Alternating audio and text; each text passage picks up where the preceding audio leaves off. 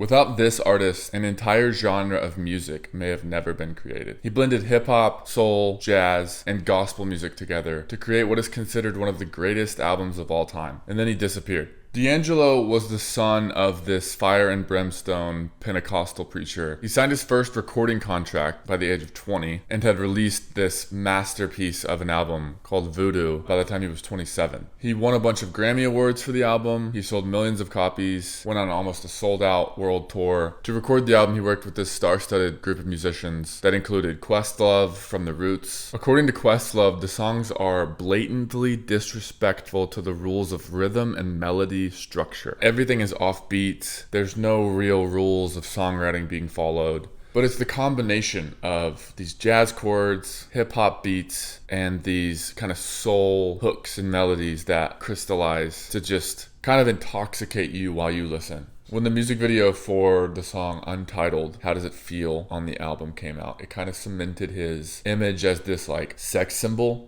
and sort of like shot him into this pop stardom. And then during the world tour for this album, he started to get, in his own words, frightened by this sort of image, by the power of the stage and the spotlight. He says in the 2019 documentary Devil's Pie, which is really good, and you should watch it if you're interested, that happened to me on Voodoo. It felt like a whisper. Like, look at that power you possess. If Yahweh grants you that gift and you're not being responsible about it, it can be very scary. So then after the tour, he just totally removes himself. He moves back to Virginia, stops making music, stops touring, and just like totally recedes from the spotlight and is basically not heard from for nearly 15 years. He wouldn't release another album until 2014, which was this critically acclaimed third album called Black Messiah.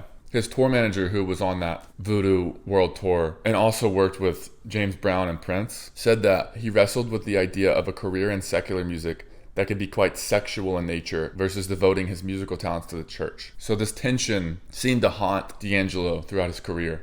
And so the sense I get is that he wrestled with this image of being a sex symbol and a pop star with his devotion to God and his upbringing. And it seems like he couldn't ever find that balance. And then he passed away last week, having only released 3 studio albums, which are all regarded as these phenomenal, basically perfect. Like Rick Rubin, I think, has said that Voodoo is like the perfect album. So yeah, if you haven't listened to D'Angelo, I would recommend starting with Voodoo. R.I.P. D'Angelo.